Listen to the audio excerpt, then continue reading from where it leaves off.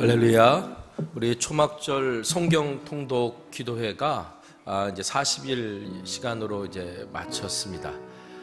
그래서 총 187명이 인원으로는 또 거기 속회와 여러 부서에서 통독 기도실에서 함께 기도해 주셨고요. 그래서 이제 그때 우리 다니엘 기도실과 40일 동안 통독 기도실에서 기도했던 이 성경은 다시 이제 우리 예배당에 봉헌하고, 그리고 여기 예배당에 또 1년 동안 봉헌되어 있었던 성경은 다니엘 기도실로 올라가서 또 1년 동안 우리에게 하나님의 말씀을 함께 읽고 들려주실 겁니다. 오늘 이 성경을 주님 앞에 봉헌드립니다.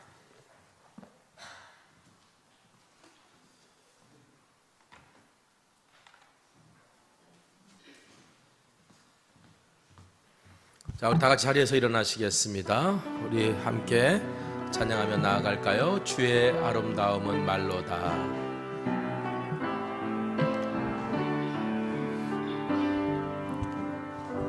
주의 아름다움은 말로다. 형언할 수 없고 주님의 그 놀라우심을 다 표현할 수가 없네. 누가 그 지혜를 깨닫고 누가 깊은 사랑 증량할까. 보좌에 앉으신 주의 위엄 아름다우시 주님, 내가 주를 경외함으로 주님 앞에 올라섭니다. 찬양 받으시 기합당함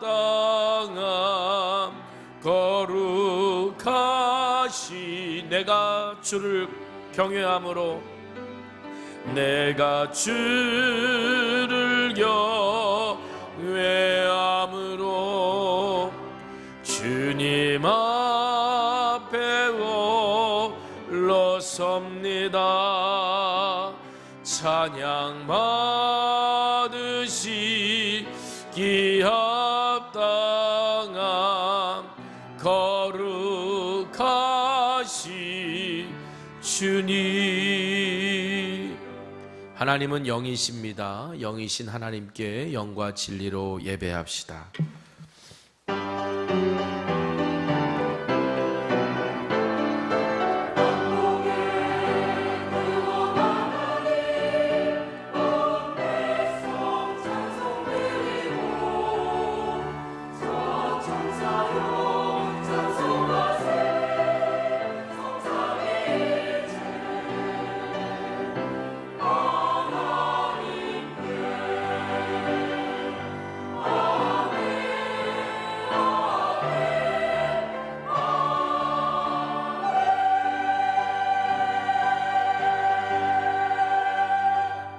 찬송가 66장 찬송하겠습니다.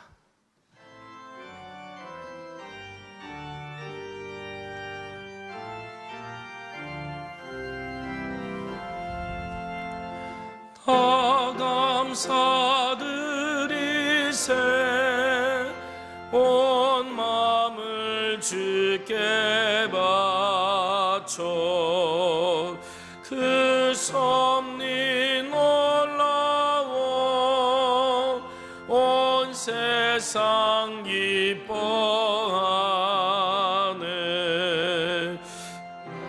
부터 주신 목 한없는 그 사랑 선물로 주시네. 이제와 영원히 사랑의 하나님 언제나 함께 계셔. 기쁨과 평화에 복 내려 주옵소서. 이 몸과 맘 병들 때 은혜로 지키사 이 세상 악에서 구하여 주소서. 감사와 찬송을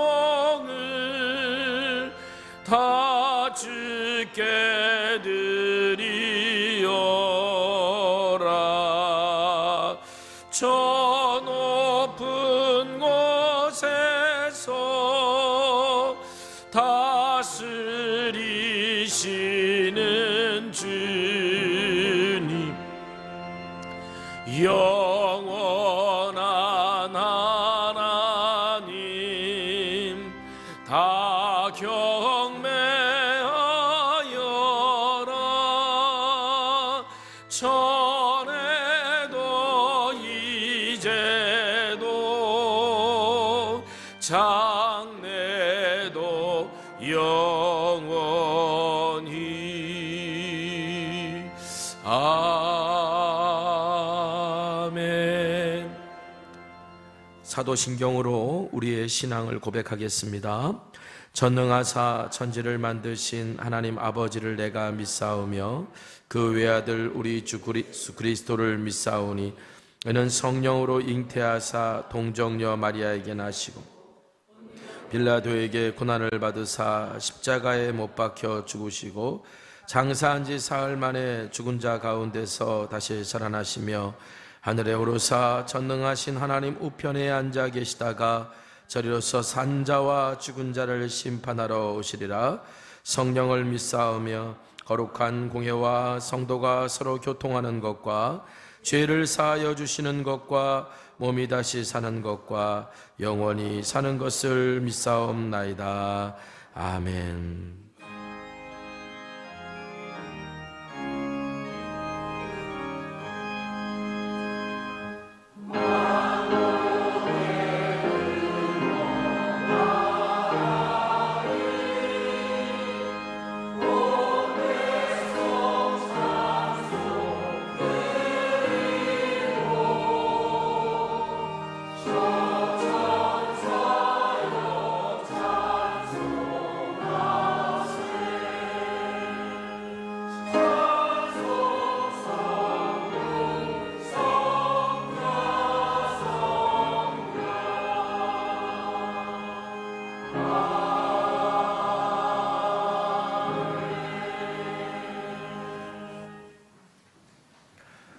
찬송가 589장 찬송하겠습니다.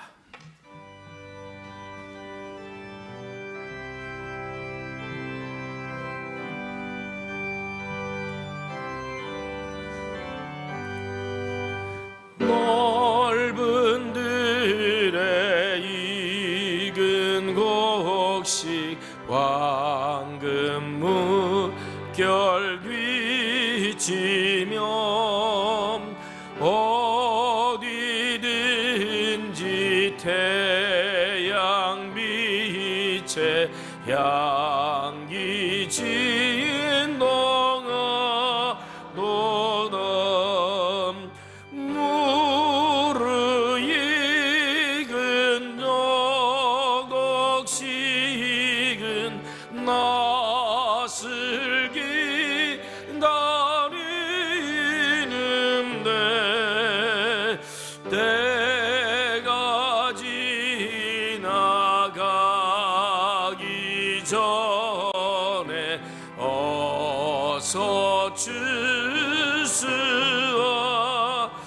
주시옵시다. 주수할 것 많은 때에 일꾼 매우 적으니 열심히 있는 일꾼들을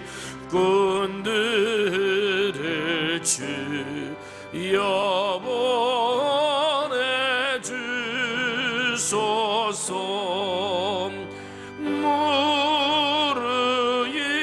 무르익은 저곡식은 낯을 기다리는데 때가 지나가기 전에 어서 주시옵시다. 먼동 들 때 일어나서 일찍 들에 나가 황혼 때가 되기까지 주수하게 하소서. 무르익은 저곡식은 낯을 기다리는데 때가 지나가기 전에 어서 주시옵시다.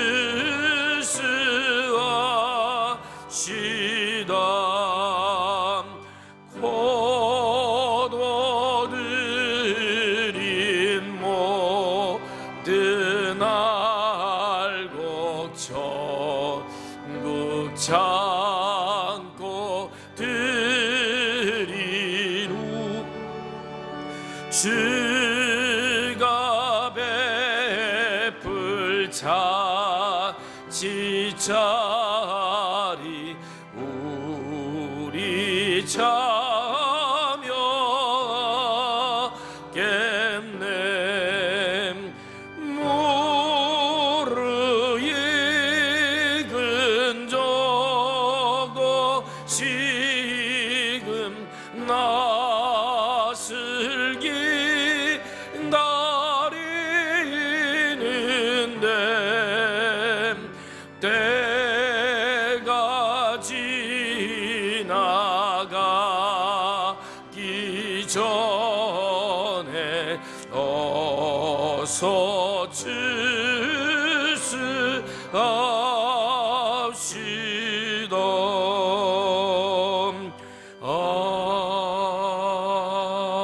아멘.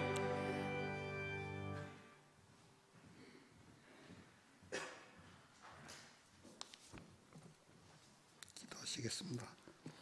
사랑과 은혜가 풍성하신 하나님 아버지, 하나님의 위대하심을 찬양합니다. 경배합니다. 오늘도 거룩하고 복된 날, 주의 날 허락하사 추수감사주일로 예배계시니 감사를 드립니다. 이 시간 이곳에 임재하시어 우리의 예배를 받아주시고 기쁨과 감사가 넘치도록 인도하여 주옵소서.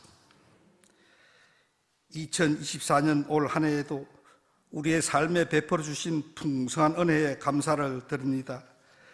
저희에게 건강 주시고 평안의 축복을 주시고 날마다 일용할 양식을 주셔서 주님의 은혜로 살아가게 하여 주심에 감사를 드립니다.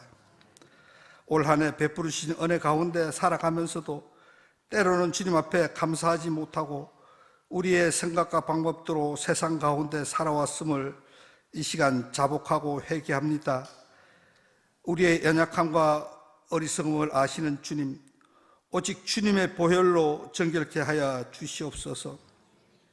사랑의 주님, 늦은 비 특별 기도회를 통하여 선교적 시선으로 바라보고 선교적 삶으로 살아가라는 말씀을 주시니 감사를 드립니다.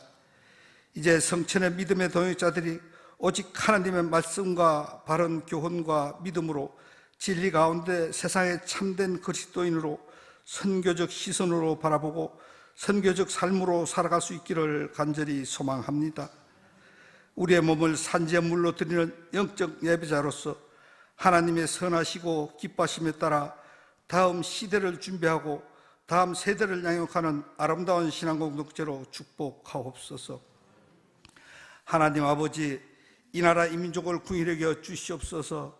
우리나라의 정치, 경제, 외교, 사회 등 모든 영역에서 부정부패와 불법과 악법이 무너지고 정직과 정의가 실현되며 화합과 통합으로 하나 되어 하나님의 공의로 다스리실 수 있기를 간절히 소망합니다. 대통령과 모든 위정자들이 하나님의 말씀을 두려워하며 오직 말씀으로 다스리지는 이 나라 이 민족으로 세워 주옵소서. 전지전능하신 하나님 아버지, 너희는 내게 부르짖으라 내가 내게 응답하겠고 내가 알지 못하는 크고 은밀한 일을 내게 보이리라 말씀하신 하나님, 성천의 권속들 이런저런 모습으로 주님 앞에 부르짖는 귀한 종들의 기도를 들으시사 하늘의 문을 여시고 응답하여 주시옵소서. 너를 축복하는 자에게 내가 복을 내리고 너를 저주하는 자에게는 내가 저주하리니 땅의 모든 족속이 너로 말미암아 복을 얻을 것이라 말씀하신 하나님, 성천의 가족 모두가 믿음의 동역자로서 서로 중보하며 서로 사랑하며 섬김으로 아름다운 교제를 통하여 축복의 통로로 걸어갈 수 있도록 인도하여 주시옵소서. 주님 나라와 의를 이루고자 하신 하나님 아버지, 성천교회를 통하여 죽어가는 운영원이 돌아와 예수를 믿고 구원받으며 다음 세대가 꿈꾸며 꿈으로 이뤄가는 귀한 아름다운 신앙 공동체로서 지역사회를 품고 섬기며 국내외 선교지를 품고 섬기는 제사장 같은 교회로 인도하여 주옵소서. 이를 위하여 섬기시는 귀한 종들의 아름다운 헌신과 섬김을 통하여 세상의 참된 빛으로 하나님 나라 이야기가 계속 이어지기를 소망합니다. 오늘도 말씀 들고 단위에 서신 목사님 영육간에 강건하게 하시고 하나님의 말씀을 대언하실 때 예수 그리스도의 참된 진리의 말씀으로 죽어가는 영혼들을 깨우는 능력의 종으로 인도하옵소서. 예배를 위하여 도우시는 모든 손길을 축복하시고 아름다운 목소리로 찬양하는 성가대의 찬양을 받아 주시옵소서. 감사드리며 이 모든 말씀을 우리 주 예수 그리스도의 이름으로 간절히 기도드리옵나이다. 아멘. 하늘에 계신 우리 아버지여, 이름이 거룩히 여김을 받으시오며 나라가 임하시며 뜻이 하늘에서 이루어진 것 같이 땅에서도 이루어지이다. 오늘 우리에게 일용할 양식을 주시옵고 우리가 우리에게 죄진 자를 사하여 준 것 같이 우리 죄를 사하여 주시옵고 우리를 시험에 들게 하지 마시옵고 다만 악에서 구하시옵소서. 나라와 권세와 영광의 아버지께 영원히 있사옵나이다. 아멘.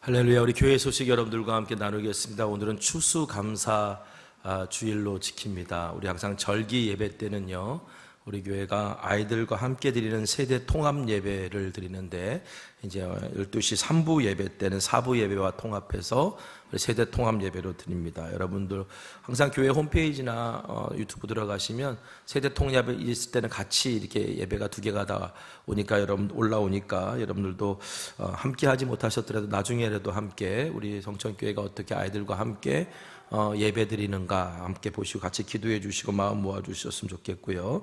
다음 주일날 저녁은 3교구 주간 연합 선교회로 모입니다. 3교구만 모이는 게 아니라 3교구가 주관하는 거니까 다 모이셔야 되는 거죠. 우리 선교회원들 다 모여주시고 리뉴 커뮤니티 교회 전재민 목사님 말씀 전해 주실 겁니다.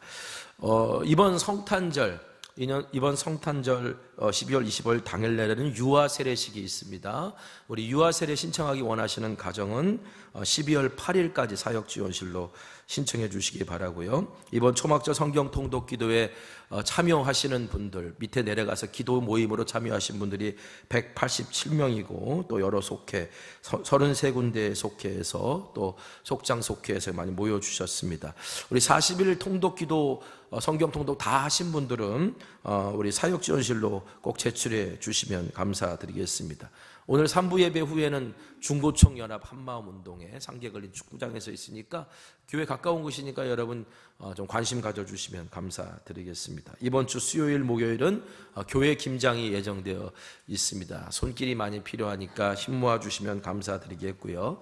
그리고 우리 교회가 복부종합사회복지관과 함께 늘 공동으로 우리 지역사회를 섬기는 일들을 감당하는데 그 중에 하나가 사랑의 과자 박스입니다. 성탄절 맞아서 지역에 있는 취약계층 아동 100명의 아동들에게 성탄 선물을 전해주는 그런 사역인데요. 그냥 우리가 여러 가지 모습으로 섬길 수 있지만 내가 아이들 사줄 거 내가 먹을 과자 살 때 하나 더 사서 그렇게 함께 동참해주는 섬김과 나눔의 사역입니다. 우리가 12월 17일부터 12월 13일까지 우리가 신청을 참여를 바라니까요.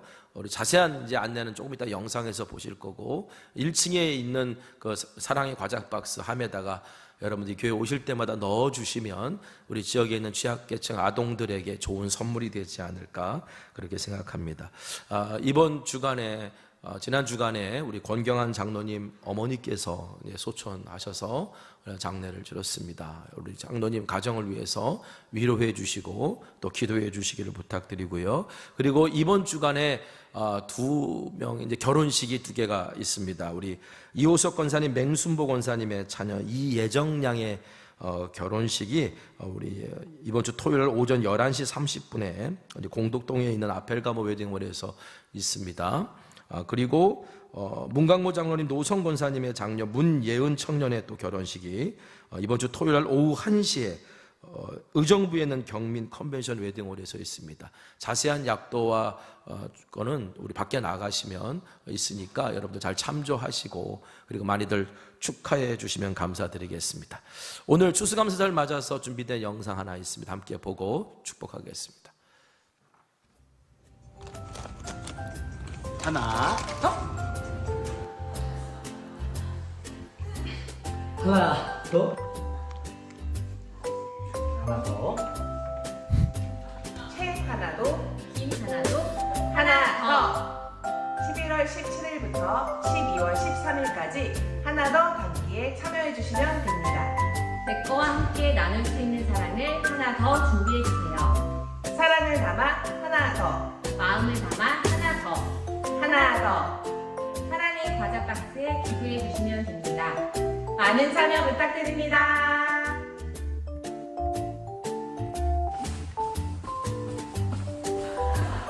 하나 더 오늘 잔치에 오신 모든 분들을 환영합니다. 자, 지금부터 오늘 잔치에 참여할 입장권을 확인하겠습니다. 저는 돈을 준비했습니다. 우리는 과자를 준비했습니다. 저는 성적을 준비했습니다. 저는 힘을 준비했습니다.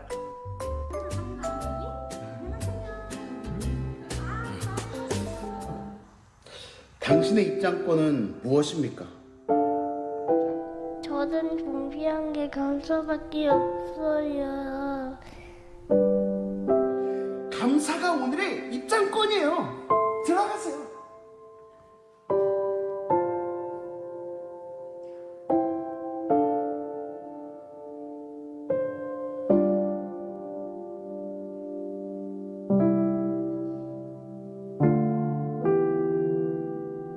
저는 올 한 해 가족들이 건강했던 게 감사합니다. 저는 올해 안에 교회에 꾸준히 나올 수 있게 해주심에 감사드립니다. 저는 올해 좋은 사람들을 만나게 해주셔서 감사합니다. 저에게 엄마를 주셔서 감사합니다.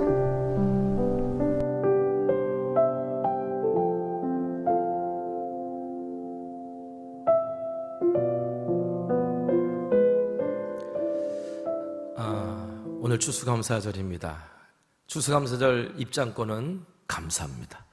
여러분 어떤 감사하는 마음 가지고 오늘 이곳에 함께 하셨습니까? 참 즐겁고 재미난 영상인데 왜 갑자기 숙연해지시죠? 저 영상 안에는 많은 의미들이 담겨져 있는 것 같아요. 오늘도 우리 옆에 분들하고 이렇게 인사해 볼까요? 감사합니다라고. 네, 우리 감사합니다. 자, 오늘 시간 서로 축복하겠습니다. 당신은 하나님의 언약 안에 있는 축복의 통로입니다.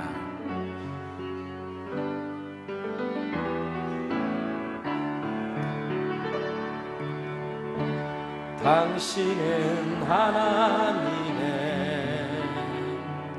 언약 안에 있는 축복의 통로,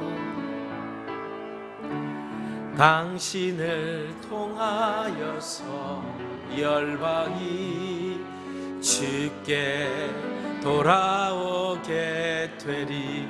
다시 한번 감사해 봅시다. 축복합시다. 당신은 하나님의 언약 안에 있는 축복의 통로, 당신을 통하여서 열방이 주께 예배하게 되리. 할렐루야. 우리 하나님께 영광 올려드리고 감사드립니다. 아멘. 자, 오늘 추수감사절 우리에게 주신 하나님의 말씀입니다. 우리 디모데후서 2장 20절에서 21절에 있는 말씀, 디모데후서 2장 20절에서 21절에 있는 말씀을 저와 여러분이 교독하겠습니다. 함께 읽겠습니다. 함께 읽겠습니다. 자, 시작. 큰 집에는 큰 그릇, 은그릇뿐 아니라 나무그릇과 질그릇도 있어 귀하게 쓰는 것도 있고 천하게 쓰는 것도 있나니, 그러므로 누구든지 이런 것에서 자기를 깨끗하게 하면 귀히 쓰는 그릇이 되어 거룩하고 주인의 쓰임에 합당하며 모든 선한 일에 준비함이 되리라. 아멘.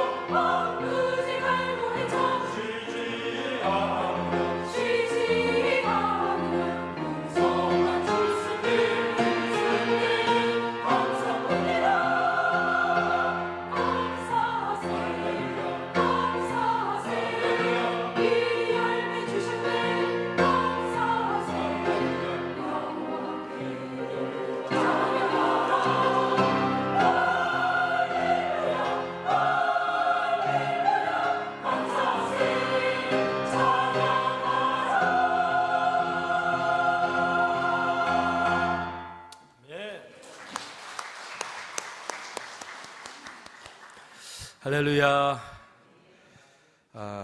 우리 다시 한번 우리 인사할까요? 서로 감사합시다. 아멘. 우리 지난 주일 말씀에 경건은 하나님께 초점을 맞춘다 그랬고요. 그래서 경건한 사람은 감사를 잃지 않는다고 그랬습니다. 여러분 어떻게 지난 한 주간 동안 하나님께 초점을 맞춰 보셨습니까? 그리고 감사하는 마음 가지고 이 자리에 나오셨습니까? 지난주에 있었던 우리 늦은비 기도회 선교적 시선으로 보고 선교적인 삶을 살라라고 하는 그 주제 역시 이제 하나님께 결국은 초점을 맞추고 세상을 바라보라는 얘기죠. 우리 늦은비 기도에 참여하지 못하신 분들은 교회 홈페이지 들어가시면 늦은비 기도회 안에 우리가 그 지난 5가지의 시리즈를 가지고 함께 나눴던 말씀들이 있으니까요. 우리 그리스도인들이 어떻게 세상을 봐야 되는가, 어떻게 세상을 보는 게 성경적인가라고 하는 그 메시지가 그 안에 담겨져 있으니까 여러분 꼭 함께 참여해 주셨으면 좋겠습니다. 저는 그 늦은비 기도회를 준비하고 또 기도하고 하나님께 초점을 맞추는 식으로 시간을 가지면서 감사할 수 있었던 게 있었어요. 그게 뭐냐면 저를 그리고 우리를 하나님의 일의 동역자로 하나님께서 불러주시고 사용하심에 감사하다라는 거였어요. 제가 신학교 시절에 섬겼던 교회가 있어요. 그 교회 담임 목사님이 어느 날 저한테 이러시는 거예요. 뭐냐면 제 별명을 줘주셨는데 제 별명을 뭐라고 줘주셨냐면 예스맨이라고 별명을 줘줬어요. 왜 그랬냐면 목사님 뭘 시키면 한 번도 안 하겠다는 얘기를 한 적이 없대요. 그냥 잘 기억은 안 나는데 그리고 늘 했다는 거예요. 그리고 뭘 하는데 대충 하는 게 없고 그냥 뭐든지 다 열심히 뭘 하니까 그 목사님이 저한테 예스맨이라고 별명을 붙여주셨던 것 같아요. 제가 부목사 시절에 사역을 할 때도 돌아보니까 그랬던 것 같아요. 속으로는 막 힘들고 그래서 불평도 막 나긴 했지만 제 성격이 뭐 일을 대충 하고 그냥 때우는 그런 성격이 못 돼가지고 무슨 일이든지 하려고 그러면 막 열심히 뭘 했던 기억이 나요. 그러다가 뭘 열심히 하다 보니까 자연스러운 결과물들이 생기겠죠. 그리고 좋은 열매들, 성공의 경험들이 막 쌓이겠죠. 그러다 보니까 어느 날 제가 이런 생각이 들더라고요. 야, 뭘 맡겨주셔도 다 할 수 있을 것 같다. 하지만 그때를 돌아보면요, 저는 주님의 일을 한 게 아니라 제 일을 하고 있었더라고요. 결국 열심과 열정만 막 앞세우다가 왜 고속도로를 가다 보면 멀쩡하게 생긴 차가, 좋은 차가, 새 차 같은데 서 있는 경우들이 종종 있잖아요. 그 중에 뭐 많은 상당수가 사실 기름이 떨어져서 그런 거거든요. 기름이 있을 때는 막 달리고 아무 문제 없이 달리다가 기름이 떨어지는 그 순간 자동차가 퍽 하고 서듯이 저도 분명히 얼마 전까지만 해도 아무 일 없이 막 사역을 하다가 어느 그 순간 멈춰버리는 그런 경험을 했었습니다. 정말 힘든 시간을 몇 개월 동안 보냈었는데요. 그때 제가 깨달았던 게 있었어요. 그게 뭐냐면 이게 예스맨이 되는 것보다 중요한 게 예수맨이 되는 게 중요하다라는 거예요. 내 일을 하는 사람이 아니라 예수님의 일을 하는 사람이구나라는 걸 잊어서는 안 됐는데, 그리고 나를 따르라라고 사람들을 가르치는 게 아니라 예수님을 따르라고 가르치는 게 목사의 직무인데 내가 예스맨은 됐는지 모르겠지만 예수맨이 안 됐구나, 이런 깨달음을 얻었어요. 그때 정말 값진 교훈이었습니다. 그 값진 교훈으로 그때부터 제가 고백하는 것 중에 하나가 나는 아무것도 아니라는 거예요. 지난 한 주 동안 나는 아무것도 아니라고 고백했던 그 목회를 한 30년 가까운 목회를 돌아봤습니다. 그리고 오늘 말씀을 준비하고 묵상하면서 감사할 것들이 참 많았는데 그 감사할 것들 중에 이보다 더 감사한 게 없더라고요. 하나님이 지금 여기까지 저를 사용하신 거예요. 하나님이 지금 여기까지 그래도 하나님의 일에 쓰고 계시다는 사실에 감사했습니다. 뭐 저만 이런 감사하겠습니까? 여러분들도 그런 감사가 하죠. 하나님, 나 같은 사람을 왜 이런 일에 사용하셨어요? 나 같은 사람을 왜 불러주셨어요? 우리 마음속에 그런 감사가 다 있어요. 그런데 감사해야 될 줄 알면서도 우리는 감사를 잘 못하죠. 여러 가지 이유가 있을 수 있을지 모르겠지만 제가 지난주에 말씀드렸던 것처럼 사실 우리가 감사하지 못하는 이유는 하나님께 초점을 맞추지 못했기 때문이에요. 여러분, 예수님께서 말씀하신 달란트 비유가 있습니다. 주인이 멀리 외국으로 나가면서 3명의 종들에게 각자 달란트를 맡겼어요. 달란트는 당시의 화폐 가치입니다. 어마어마하게 큰 화폐 가치예요. 어떤 종에게는 5달란트를, 어떤 종에게는 2달란트를, 어떤 종에게는 1달란트를 맡겼어요. 이 어마어마한 화폐 가치인 이 달란트는요, 평상시 일반인들은 평상시에 만져볼 수도 없는 그런 큰 돈인데, 주인이 자기 종들에게 그 달란트를 맡겼다는 그 자체가 주인이 그 종들을 얼마나 신뢰하면 맡겼겠어요. 5달란트 받은 자, 2달란트 받은 자는요, 그 주인의 마음을 알았어요. 그 주인께 초점을 맞췄고, 그래서 가진 달란트 갖고 열심히 사역을 해서 그래서 남겼습니다. 그런데 1달란트 받은 종은요, 내가 평상시에는 만져볼 수도 없는 그 어마어마한 돈을 주인이 나에게 맡기고 떠났음에도 불구하고 주인께 초점을 맞추질 못했어요. 그래서 불평했어요. 왜 나만 1달란트냐고. 그리고 무서웠어요. 내가 이 1달란트 가지고 실패하면 주인에게 쫓겨나는 것 아니냐고. 결국 1달란트 받은 사람은 아무것도 하지 않은 채 땅속에 그걸 묻어놨잖아요. 주인이 돌아왔을 때 5달란트, 2달란트 받았던 사람은 잘했다, 착하고 충성된 종아, 네가 작은 일에 충성했으니 주인의 즐거움에 참여해라 라고 하나님 나라 잔치에 초청해 주셨지만, 1달란트, 땅에 그것을 묻어뒀던 1달란트 받았던 종은 이 무익한 종아 라고 하면서 쫓아내셨다라고 하는 거예요. 주인의 기쁨의 잔치에 참여하지 못했습니다. 여러분, 우리도 마찬가지죠. 하나님께서는 우리에게 각자 다양하게 달란트를 맡기셨어요. 그런데 얼마나 되는 달란트를 맡았느냐, 그게 중요한 게 아니라는 걸 성경은 이야기하고 있는 거예요. 중요한 거는 하나님이 맡기신 것이 나에게는 과분한 거고, 그리고 오늘 우리는 그것을 맡기신 주인의 뜻에 따라 살아야 된다는 거겠죠. 오늘 우리가 읽은 본문에 나오는 바울이 그릇의 비유를 쓰는데, 이 그릇의 비유도 달란트 비유와 크게 다르지 않아요. 자, 오늘 20절 말씀 다시 한번 읽어볼까요? 20절 읽겠습니다. 시작. 큰 집에는 금그릇과 은그릇뿐 아니라 나무그릇과 질그릇도 있어 귀하게 쓰는 것도 있고 천하게 쓰는 것도 있나니. 자, 큰 집이 클수록 그릇들도 많겠죠. 여기서 큰 집은 교회를 의미하는 거고요. 금그릇, 은그릇, 나무그릇, 질그릇은 그 교회를에서 여러 가지 사역을 감당하는 우리들을 이야기하는 것이라 할 수 있어요. 하나님께서는 우리를요, 금그릇으로도 쓰실 수 있고 질그릇으로도 쓰실 수 있어요. 여러분은 스스로를 어떤 그릇이라고 생각하십니까? 여러분은 어떤 그릇으로 인정받고 싶으십니까? 이 질문은 당신은 주인께 몇 달란트를 받아야 될 사람이라고 생각합니까? 라는 질문과 똑같은 질문이에요. 저는 한때요, 제 자신을 질그릇으로 생각했던 적이 있어요. 질그릇 중에서도 간장종지. 저는 그래서 저를 간장종지 같은 사람이다 이렇게 생각했고요, 그냥 그만큼만 맡겨주시면 되겠다 이런 생각을 했던 적도 있어요.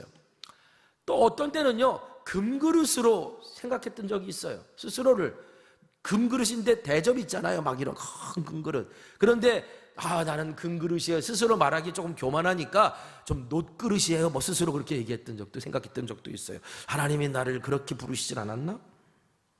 그런데 하나님께서 저에게 어느 날 갑자기 멈추고 나는 아무것도 아니라는 걸 깨닫게 하신 뒤로 이런 깨달음이 있었어요. 내가 어떤 그릇인지, 내가 받은 달란트가 얼마인지 그거는 별로 중요하지 않다는 거죠. 자, 바울이 오늘 본문에서 이렇게 말하잖아요. 우리 20절 말씀 다시 한번 볼게요. 큰 집에는 금그릇과 은그릇뿐만 아니라 나무그릇과 질그릇도 있어 귀하게 쓰는 것도 있고 천하게 쓰는 것도 있다. 자, 큰 집에는 그릇들이 많은데 그 그릇 중에는 여러 종류의 그릇이 있는데 주인이 귀하게 쓰는 그릇이 있고 천하게 쓰는 그릇이 있다는 거예요. 바울은요, 저 그릇이 어떤 재질로 만들어졌느냐 거기에 관심이 가 있지 않았고요, 그 그릇이 귀하게 쓰임받는 그릇이냐 천하게 쓰임받는 그릇이냐에 관심이 있었어요. 여러분, 금그릇과 은그릇은 반드시 귀하게 쓰이는 그릇이고 나무그릇과 질그릇은 천하게 쓰이는 그릇이라고 오늘 성경을 읽으시면 안 돼요. 금그릇이나 은그릇도 천하게 쓰일 수 있고요, 나무그릇이나 질그릇도 귀하게 쓰일 수 있어요. 그러니까 오늘 우리가 착각하지 말아야 될 것은 하나님의 일 중에 천하고 귀한 건 없다는 거예요. 천하다는 것은 불명예스럽다는 뜻이에요. 수치스럽다는 뜻이에요. 여러분, 하나님께서 귀하게 존귀하게 사용하신 그릇과 불명예스럽게 버려지는 그릇이 있다는 거예요. 그런데 하나님의 일은요, 귀하고 천한 게 따로 있는 게 아니라 하나님의 일 그 자체는 다 뭐예요? 귀한 일이에요. 그러니까 우리가 아무리 질그릇 같은 존재라도요, 하나님의 일에 참여하고 있다면 그 일은 세상에서 가장 귀한 게 되는 거예요. 왜? 하나님의 일은 아무나 하는 게 아니에요. 하나님의 일은 누가 할 수 있습니까? 하나님의 자녀만이 할 수 있는 일이에요. 고린도후서 4장 7절 볼까요? 고린도후서 4장 7절 읽겠습니다. 자, 시작. 우리가 이 보배를 질그릇에 가졌으니 이는 심히 큰 능력은 하나님께 있고 우리에게 있지 않음을 알게 하려 함이라. 자, 우리는 다 질그릇이라는 거예요. 여러분, 저와 여러분 다 흙으로 만들어졌죠. 흙으로 지음받은 인생이라고 성경을 얘기합니다. 우린 다 질그릇이에요. 그런데 질그릇에 뭐가 있다고요? 보배가 있다고요. 질그릇에 보배가 담겨 있으면 그 그릇은 뭐가 되는 거예요? 보물을 담은 그릇이 되는 거예요. 여기서 보배는 예수 그리스도예요. 여러분, 아무리 우리가 하찮아 보이는 질그릇 같은 존재라 할지라도요, 예수님이 우리 안에 계시면 그 예수님 때문에 오늘 우리의 가치가 결정되는 겁니다. 아무리 질그릇 같은 존재라도요, 하나님의 손에 딱 들려서 예수 그리스도를 담은 그릇이라면, 하나님의 일을 하고 있는 존재라면 하나님의 일을 감당하는 가치가 있는 그릇이라는 거예요. 그런데 천하게 쓰임받는 그릇도 있어요. 멋지고 아름답게 만들었어요. 어떤 용도로 만들었냐면, 식탁에 손님이 왔을 때 잘 대접해야지라고 좋게 아주 아름다운 그릇으로 그 용도를 만들었는데, 막상 잔치가 딱 벌어졌는데 그 그릇을 봤더니 그릇에 온갖 오물과 더러운 것들이 묻어 있어요. 닦으려고 하는데 잘 안 닦여요. 여러분, 그러면 그 그릇을 식탁 위에 올려놓을 수 있겠습니까? 아무리 금그릇이라도요, 아무리 은그릇이라고 해도요, 아무리 비싼 그릇이라고 할지라도요, 그 그릇이 온갖 오물로 덮여 있는 것이라면 식탁 위에 올릴 수가 없어요. 요즘 뭐 이렇게 요리 경연대 하는 프로그램 되게 인기더라고요. 거기에 화제가 된 인물이 있죠. 미슐랭 뭐 3스타 해가지고 이렇게 나오신 분, 안성재 셰프인가? 그분 독실한 크리스찬이던데, 그분이 저기 예전에 다니던 그 교회에서 그분이 이렇게 우리로 말하면 아가페 팀장을 하셨나 봐요. 그래가지고 이렇게 막 그 식사를 막 대접했대요. 그분을 좀 우리 교회에 모셔야 되나? 근데 막 대접했대요. 그러니까 그분들 얼마나 행복했겠어요. 그런데요, 여러분, 우리 교회에 왔어요. 그분이 와가지고 오늘 점심은 제가 여러분들에게 다 내겠습니다. 그리고 세상에서 구할 수 없는 최고의 산의 진미를 구해다가 최고의 셰프가 그 요리를 막 만들어서 그것도 금그릇에 싹 담아서 줬어요. 근데 여러분, 금그릇을 딱 봤더니 거기 쥐가 썩어 문드러져 있는 게 닦이지가 않아가지고 더러운 상태로 있는 거기다가 최고의 요리사가 담은 국을 여러분에게 준다면 드시겠습니까? 물론 여러분 중에 드시는 분들 분명히 있을 거예요. 저는 죽어도 안 먹습니다. 여러분, 아무리 금그릇에다가 그런 거 갖다, 그렇게 더러운 그릇에다가 아무리 좋은 음식을 담아준들, 여러분 그걸 어떻게 먹냐고요. 여러분, 깨끗하지 않은 그릇은요, 그 그릇 자체의 가치와 상관없이 쓰임받지 못해요. 그래서 바울이 디모데에게 21절에 이렇게 말하는 거예요. 우리 같이 한번 읽겠습니다. 자, 시작. 그러므로 누구든지 이런 것에서 자기를 깨끗하게 하면 귀히 쓰는 그릇이 되어 거룩하고 주인의 쓰임에 합당하며 모든 선한 일에 준비야 되리라. 아멘. 하나님은 어떤 그릇을 쓰시냐면 깨끗한 그릇을 쓰시는데 그 깨끗한 그릇을 귀히 쓰신다는 거예요. 귀히. 하나님의 모든 선한 일에 깨끗한 그릇을 가지고 쓰신다는 거예요. 하나님 나라 잔치상에 올라오는 그릇은 금그릇, 은그릇 뭐 이런 그릇이 아니라 나무그릇, 질그릇이라도 깨끗한 그릇이 올라온다는 거예요. 여러분, 하나님이 당신의 일을 위해 부르시고 쓰시는 사람들의 선택하는 기준이 뭘까요? 세상은 스펙을 보고 그 사람을 걸러냅니다. 그렇죠? 뭐 수능 이번에 본 친구들 우리 있는데 뭐 수시 할 때 보면 저도 얘기 들어보니까 그렇더라고요. 이렇게 뭐 자기소개서 쓰고 뭐 이렇게 학교에서 했던 것들을 가지고 내는 게 있대요. 그러면 그거를 딱 영상에 딱 띄워놓고요. 쫙 해서 그 중에서 이렇게 딱 눈에 띄는 애들 뽑아가지고 그런 애들 데리고 또 추린다는 거예요. 그 뭘 보겠어요? 뭘 얼마나 했느냐, 또 거기에 어떤 스펙이 있느냐, 어떤 경력이 있느냐, 뭐 이런 거 볼 거 아니겠어요? 그리고 세상은 그걸 가지고 막 추려서 그 중에서 누구를 기준을 잡고 뽑는 거예요. 그런데 하나님은 그걸 보는 게 아니에요. 오늘 성경은 우리에게 말합니다. 하나님은 어떤 사람을 보느냐? 깨끗한 사람을 보는 거예요. 중심이 깨끗한 사람을. 중심이 깨끗한 사람을. 내가 이런 경력이 있어요, 저런 경력이 있어요 라고 스펙을 쌓은 사람을 보는 게 아니라 어떤 일 하나를 했어도 그것이 주님과 함께한 이야기가 있는 사람, 그런 사람을 하나님이 보신다는 거예요. 여러분, 우리가 하나님께 쓰임받는 사람으로 하나님 나라 잔치에 감사함으로 참여하기 원한다면요, 우리의 중심을 돌아보고 내가 하나님 앞에 깨끗한 그릇으로 귀히 쓸 준비가 되어 있는 사람인지를 먼저 돌아봐야 될 줄 믿습니다. 그러면 하나님께서 오늘 우리를 하나님의 일에 계속 쓰실 거예요. 그리고 그분의 선하신 일을 오늘 우리를 통해서 이루실 거예요. 그런데 겉모양만 경건하고 경건의 능력을 부인하는 사람들이 있어요. 겉모양은 경건한데 그 경건의 능력을 부인한다는 말이 뭐냐면 내가 아무리 예수 믿어도 나는 안 변해. 예수 믿어도 이런 상황 안 바뀌어. 예수 믿어도 사람은 변하지 않을 거야. 여러분, 경건의 모양은 다 거쳤는데 속에서는요 아무런 변화가 없을 거라고 생각하며 살아가는 사람들이에요.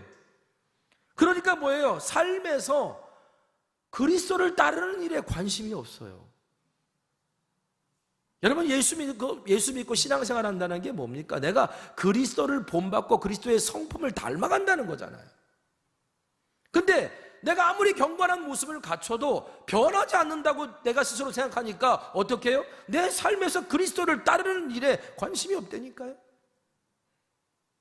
바울이요, 이런 위험을, 신앙적인 어떤 그 모순을 가지고 신앙생활하는 사람들, 그리고 그런 위험에 우리가 쉽게 넘어가는데 또 그렇게 가르치기도 하는데 그런 이들에게 이렇게 권면해요.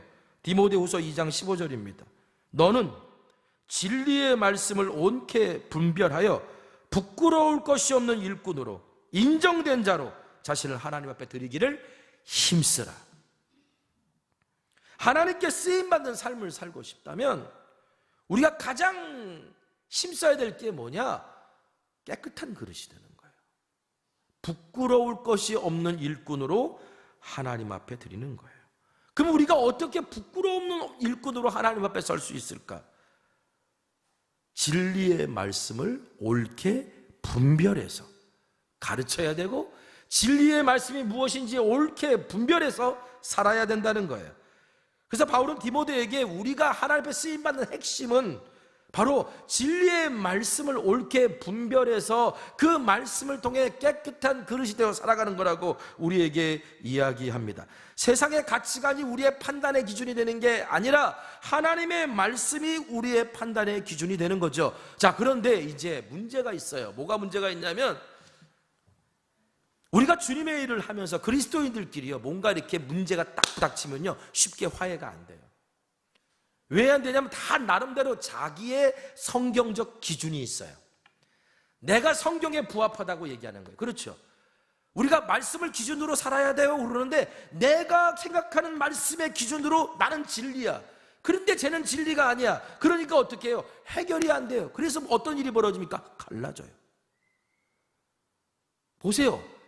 수없이 갈라져요. 교단들이 얼마나 많이 갈라졌어요. 왜 갈라져요? 하나님을 믿는 사람들끼리 왜 갈라져야 돼요? 내가 생각하는 성경적 기준에 비추어 봤을 때 나는 진리인데, 쟤는 지가 생각하는 성경적 기준에 봤을 때 지가 진리라니까 이게 해결이 안 되니까 갈라지는 거예요. 계속 갈라지고요, 지금도 계속 갈라지고 있어요. 여러분, 도대체 진리의 말씀을 우리가 어떻게 옳게 분별할 수 있을까요? 내 기준으로 성경을 보는 게 아니고요, 성경의 기준으로 성경을 봐야죠. 성경의 기준으로 성경을 본다는 게 뭘까? 여러분, 성경을 옳게 분별할 수 있는 기준이 뭔지 아세요? 제 얘기가 아니고 이거는 성경이에요. 예수 그리스도예요. 예수 그리스도. 예수님께서 이 땅에 오셔서 하신 말씀이 있어요. 나는 율법을 폐하러 온 사람이 아니라 완성하러 왔다. 그렇죠? 율법이 잘못됐다는 게 아니고요, 율법이 아직 부족한 게 있다는 거예요. 근데 예수님이 들어가는 그 순간 그 율법은 완전해진다는 거예요. 그러니까 여러분, 성경은요, 누구를 통해서 봐야 완전해지냐면요, 예수님을 통해서 봐야 옳게 분별하는 거예요. 그렇죠? 자, 요한복음 5장 39절 한번 읽겠습니다. 시작.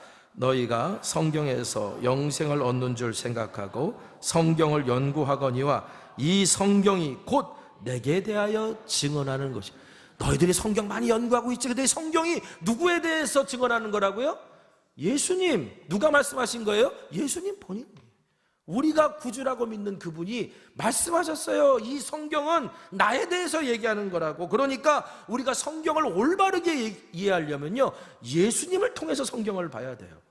그럼 예수님을 통해 성경을 본다는 게 뭘까? 예수님의 가르침을 통해 성경을 봐야 되는 거예요. 예수님의 사역을 통해 성경을 봐야 되는 거예요. 그렇죠? 예수님 뭘 가르치셨어요? 하나님 나라 복음을 가르치셨어요. 제자도를 가르치셨어요. 그리스도인의 삶이란 무엇이냐, 이걸 가르치셨어요. 여러분, 한국 교회 안에 예수 믿고 구원받고 천국 가서 복 받자, 이 메시지가 수십 년 동안 풍성하게 강단에서 외쳐졌지요. 틀린 말은 아닙니다. 당연히 맞는 말이죠. 그런데요, 구원받은 하나님의 백성들이 어떻게 살아야 되는지, 성경에 보면 우리 예수님이 이거를 제일 많이 가르치셨어요.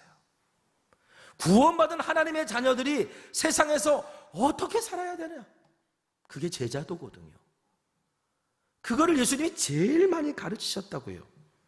그런데 상대적으로요, 한국 교회 강단에 제자도 설교가 없어요. 제가 코로나 좀 지나고 나서부터 제자도 설교를 거의 한 1년 가까이 했던 기억이 나요. 제자도 하나 끝나고 난 다음에 그 다음에 또 설교를, 또 제자도 설교를 했어요. 그랬더니 이제 어떤 분이 농담 삼아, 이제 제자도는 그만 얘기해 주시면 안 돼요 라고 얘기를 해요. 왜 그럴까요, 여러분? 왜 그럴 것 같아요? 주님이 가르치신 그 말씀을 내가 듣잖아요. 예수님이 가르치신 제자도를 내가 배우잖아요. 부끄러워요. 야, 내가 이거 이래가지고 이거 신앙생활 제대로 한 게 아니었는데 부끄럽다고요. 한참 기준에 미치지 못하는 신앙인 게 부끄러운 거예요. 부끄러우니까 마음에 찔려요. 그러니까 나는 이걸 할 수도 없을 것 같고 부끄럽긴 하고, 그러니까 어떻게 해요? 그냥 차라리 안 들려주시면 안 돼요 라고 되는 거예요. 그런데 여러분, 우리가 하나 알아야 될 게 있습니다. 하나님의 말씀을 듣고 부끄러워할 수 있다는 게 은혜예요. 부끄러움을 느끼는 사람만이 진리의 말씀을 분별하고요, 그 말씀에 순종하려고 애쓰거든요. 만일 우리가 하나님의 말씀을 듣고 읽고 부끄러움을 느끼지 못한다면 두려워하세요. 양심에 화인 맞은 사람일 수 있어요. 지금 우리가 살고 있는 이 시대가 얼마나 다양한 프레임으로 사람들을 미혹하는지 몰라요. 세상을 바라보는 그 시각이요. 그런데 그것들을 이렇게 바라보면요, 예수님이 걸어가신 좁은 길은 보이지도 않아요, 여러분. 오히려 편한 길로 가라고 얘기해요. 그런데 바울은 디모데에게 아니야, 우리가 하나님 앞에 깨끗한 그릇이 돼서 하나님 나라 잔치에 올라오는 존재가 되려면 부끄러울 것 없는 일꾼으로 인정받아야 돼. 그럼 어떻게 부끄러울 것 없는 일꾼으로 인정받을 수 있을까? 사도 바울이 디모데에게 또 이렇게 가르쳐요. 디모데후서 3장 14절에서 15절입니다. 같이 읽겠습니다. 자, 시작. 그러나 너는 배우고 확신한 일에 거하라. 너는 내가 누구에게서 배운 것을 알며 또 어려서부터 성경을 알았나니 성경은 능히 너로 하여금 그리스도 예수 안에 있는 믿음으로 말미암아 구원에 이르는 지혜가 있게 하느니라. 아멘. 바울은 디모데의 엄마도 알았고 외조모도 알았어요. 근데 그들을 보니까 믿음이 너무 좋아. 어려서부터 성경적 훈련을 잘 받았고 바울이 가르친 가르침을 잘 받아들였어요. 바울이 뭐라고 말하냐? 너 성경 훈련 받았잖아. 잘 받았어. 그 신앙 좋아. 그거 끝까지 유지해. 그 믿음 끝까지 유지하고 살아가. 깨끗한 그릇으로 살아. 그래, 좁은 길로 계속 가. 좁은 길로 계속 가도 너무 두려워하지 마. 하나님이 너를 향한 너의 계획을 실패하지 않을 거야. 그래, 좁은 길로 계속 가. 바울이 디모데에게 그렇게 계속 권면한 거예요. 왜 이렇게 권면했을까요? 디모데후서 3장 12절에 무릇 그리스도 예수 안에서 경건하게 살고자 하는 자는 박해를 받으리라. 하나님 말씀대로 살려고 했더니 박해가 오는 거예요.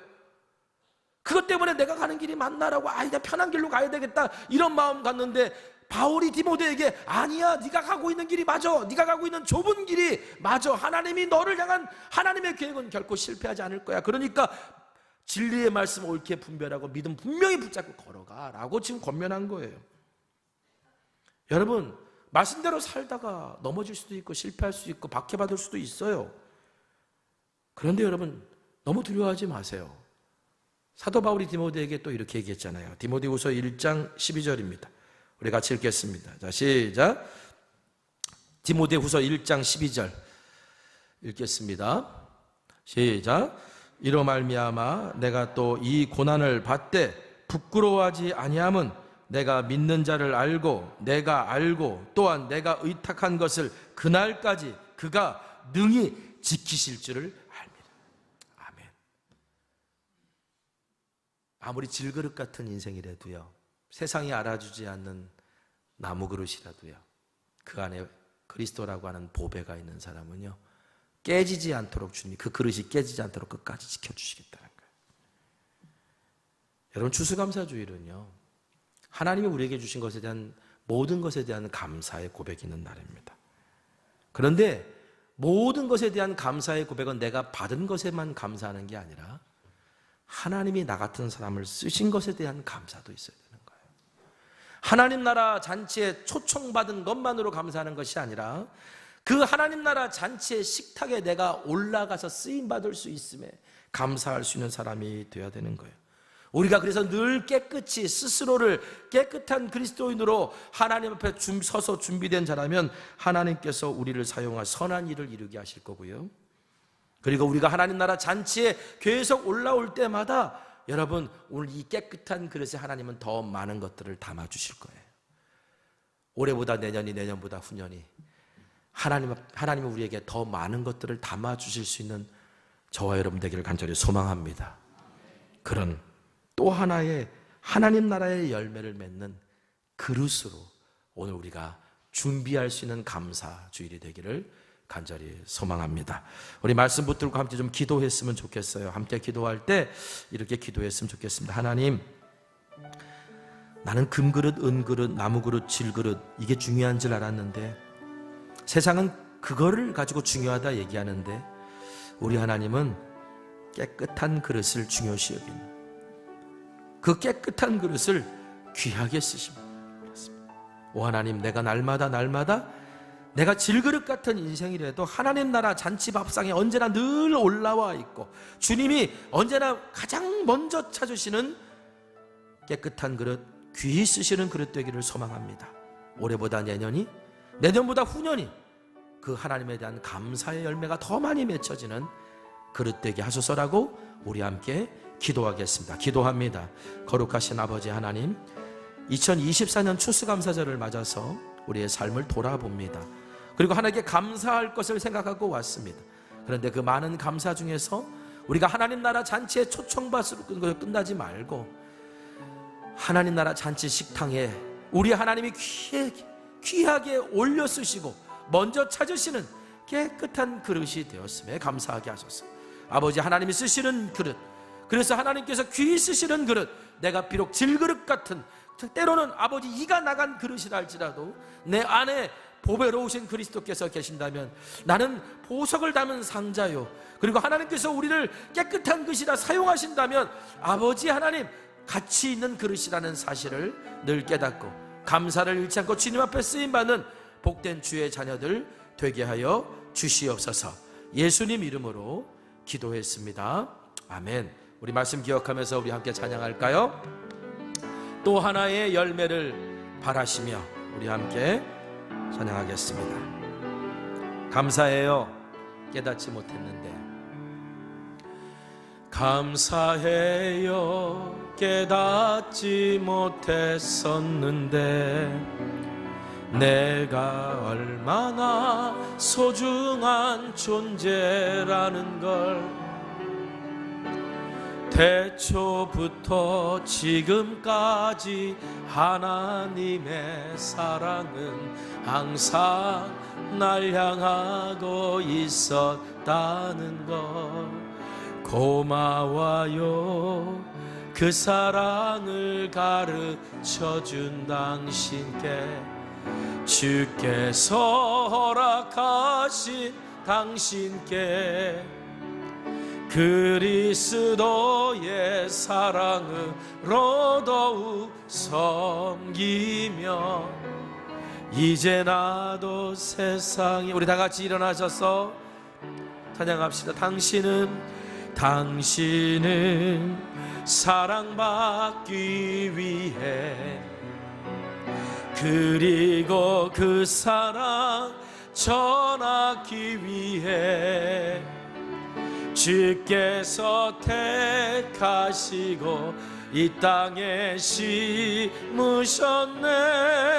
또 하나의 열매를 바라심. 당신은 사랑받기 위해 당신은 사랑받기 위해 그리고 사랑 전하기 위해 주께서 택하시고 이 땅에 심으셨네.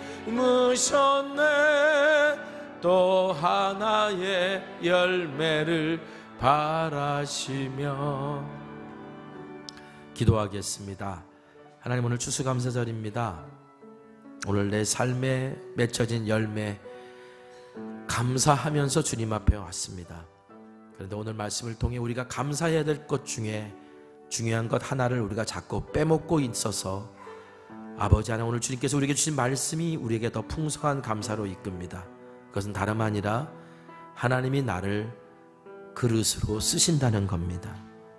하나님, 나는 질그릇 같은 인생이고 나는 때로는 이가 나가서 볼품없어 보이는 인생이지만 그러나 깨끗한 그릇으로 준비되어 있으면 하나님은 우리를 언제나 귀하게 쓰시는 줄 믿습니다.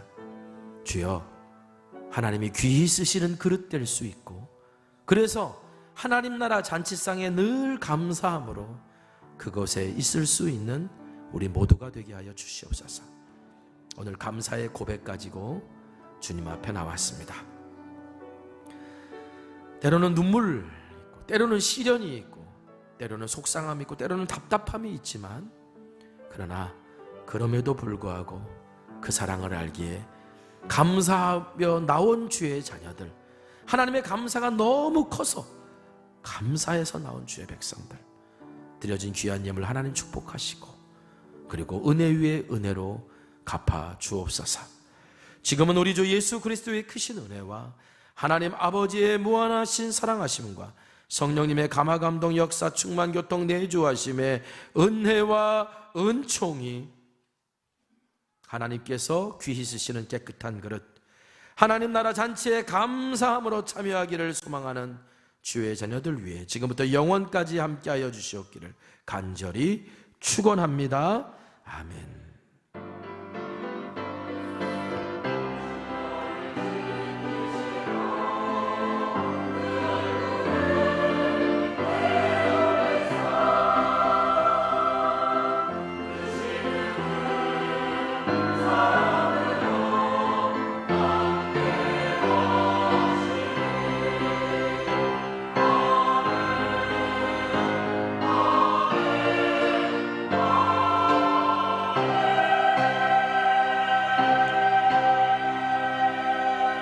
찬양하겠습니다. 오늘 우리 안에 있는 하나님 나라 잔치가 오늘 가정과 내 직장과 이웃까지 펼쳐나갈 수 있도록 서로 찬양할까요? 이곳에 임하신 내 마음에 임하신 하나님 나라 이곳에 임하신 하나님 나라 가난한 마음으로 바라보리라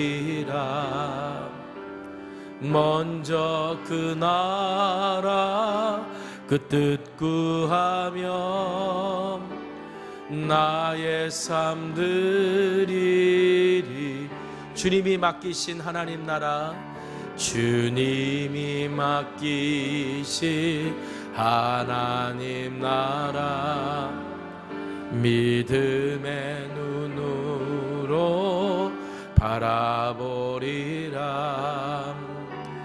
하늘의 뜻이 이 땅 가운데 완성될 그날까지 믿음 나여 그 위에 서리라 하나님의 나라는 무너지지 않으리 믿음 나여 그 나라 세워가리라 주님 곧 오실 때까지 믿음 다하여 그 위에 서리라 하나님의 나라는 무너지지 않으리 믿음 다하여 그 나라 세워가리라 주님 곧 오실